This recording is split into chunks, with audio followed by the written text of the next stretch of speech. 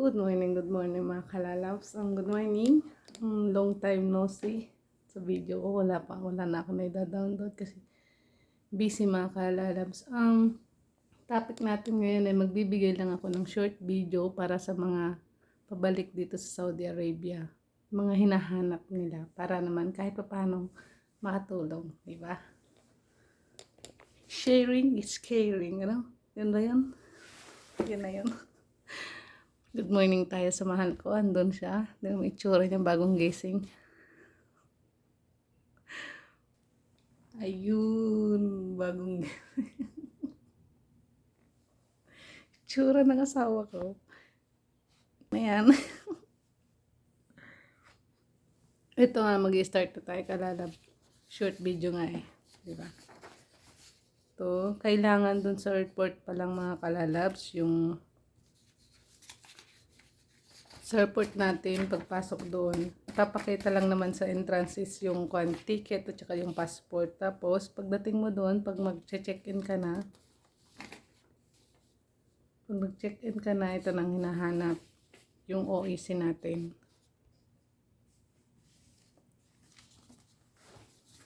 OEC. Yan. Tago natin yung files natin. OEC. Tapos, yun nga yung passport. Saan? Hindi ko na ilabas. Tapos, passport siya. Tapos, syempre, ticket. Yung importante ito ang importante pag sa immigration na kayo. Electronic exit and re-entry visa. Tapos mga kalalabs, itong OEC, kailangan nyo nang ipaprint ng mga siguro 4 o 3 piraso. Kasi, doon pa lang sa may immigration, doon pa lang sa check-in pala, kinukuha yung isang copy. Yan. Tapos, kinukuha nila, tinatanong nila kung may copy ka pa. Tapos, doon yun na nga, tapos titignan nila, kailangan mo ipaprint to mga kalalabs. Yung tawakal na mo. Yan, tawakal na.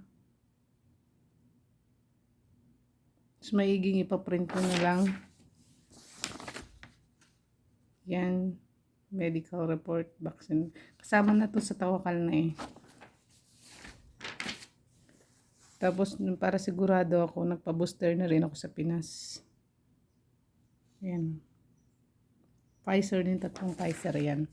Tapos, yung kontrata na pirmado ng ating employer. Kasi kailangan yan. Ito yung lumang re-entry visa ko. Kaso lang, icon naman yan. Ina-update ko lang sa amo ko nun. Pati yung exit re-entry visa ko, yung with return before, yun. Ayan. Yan. Tapos, mas bigyan na lang na may mga, ito kasi yung kinailangan sa nun, sa may OWA. Kaya yan, sa may polo pala. Kaya ganyan. Tapos, yung ID. Pero chinek din naman lahat nila to. Kaya may ID ko. Yan.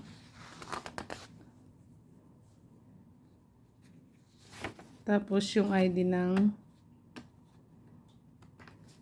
employer. Yan. Yun lang naman. Pag mayroon kayong lahat niyan, magiging smooth lang yung biyahe niyo pabalik sa Saudi. Tapos, kailangan lang, ang tinignan lang naman dito sa Saudi nung pagpasok ko,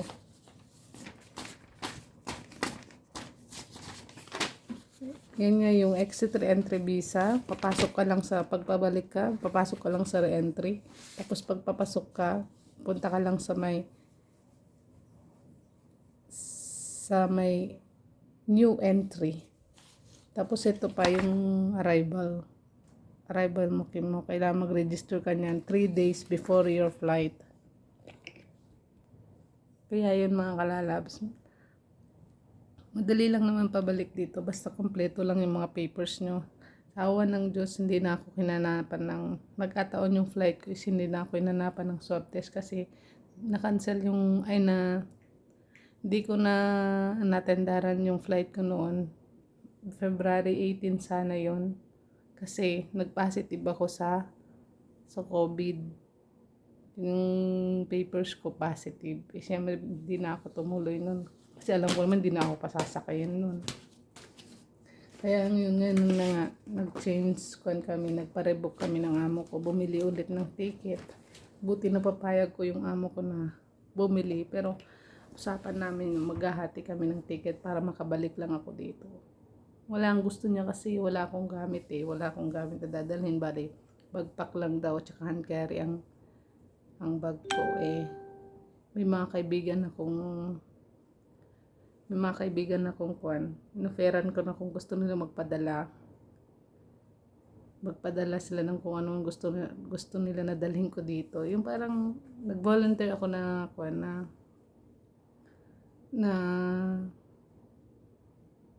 baka may gusto silang dalhin ko dito para ibigay sa kanila, ganun. Yun na nga ang nangyari. Kaya pinagpilitan ko sa amo ko na nasa akin na lahat yun yung mga naipangako ko na dadalhin at saka nakuha ko sa mga kaibigan ko sa mga bahay nila. Maalala nyo mga kalalabs yung pinuntahan ko doon sa bahay nila Karobot, yun kinuha ko yung mga gamit nila na dadalhin dito. Kaya sabi ko sa amo ko, kahit maghati tayo ng ticket, charge mo na lang pag nagsahod ako, pag nakabalik ako dyan, sabi ko. Ayun nga mga kalalabs, dito na naman tayo sa Riyadh, back to reality. Yun yung mga bag ko. Yun yung para sa mister ko. Saging. Tapos mga galing sa Pinas na yan.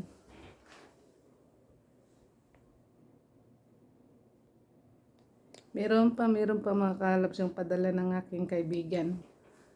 Kapitbahay pala ito.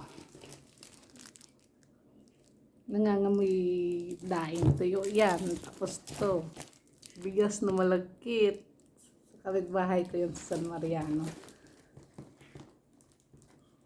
Tapos yung para kay mister. Natakot ako nun kalalabs. Akala ko hindi ako makakapagdala ng, bawal yung pagdala yung, yan kay mister pa yan, balot. Tapos alamang, ito nga din daing at saka alam niyo na yung mga dry fish. Pin food. Ngayon ang kalat pa ng kwarto ko, hindi pa naayos. Kasi naawa ako sa bahay, naglinis na ako agad pag nakapagpahinga ako. Siyempre siguro jet lag, ganun. May kwan pa ako. May stopover pala ako mga kalalab sa Bahrain, maalala ko. Pero okay lang naman, di naman masyadong stricto sa Bahrain. Ang hinanap lang is yung passport, tapos yun. Wala namang masyadong hinanap, basta wala kang dalang mga bawal doon, ganun, dire-diretso lang. Wala din silang hinanap na swab test. Gulf Air yung sinakyan ko pabalik dito. Iyon naman, okay naman. Ang nalala ko mga kalalabs yung kabado lang ako dun sa pinadala ng kaibigan ko si may bote. Nakita dun sa maleta ko. Dito na ako sa Saudi tinanong. Pero dun pa lang sa entrance tinanong na ako kung anong laman nun. Sabi ko bagoong naman talaga. Siyempre, dun pa lang nagpanic na ako. Pero awa ng Diyos mga kalalabs, okay naman. Pagdating ko dito sa Riyadh, yun na, mas maigi kasi na yung mga pabalik, yung mga kababayan ko, lalo na sa mga babae, mas maigi pa rin yung mas maganda pa rin yung pagbabayan nyo ng airport. Kahit di kayo Muslim, bari mag-abaya pa rin kayo, tsaka magtalokbong kasi mataas ang respeto ng mga officers sa loob kung nakaabaya kayo, lalo na ng experience ko lang naman yan, sa mga gusto lang naman. Lalo na yun nga, may dala ako, may bote. Hindi na nila inalungkat mga kalalabs yung aking bagahe. kahit na may bote doon kasi in-interview ako nung kwan. Pagpasok pa lang doon, nakita na nila. Tapos pinakita sa akin sa scanner na ano daw yung laman ng bote. Sabi ko naman, sir, sabi ko sa kanila, ang kwan lang yan. Dun sa amin, fish sauce yan, sabi ko. Malilit na isda na pagkain Pinoy ka ako. Tapos, yun na nga, ganun ba, sabi niya.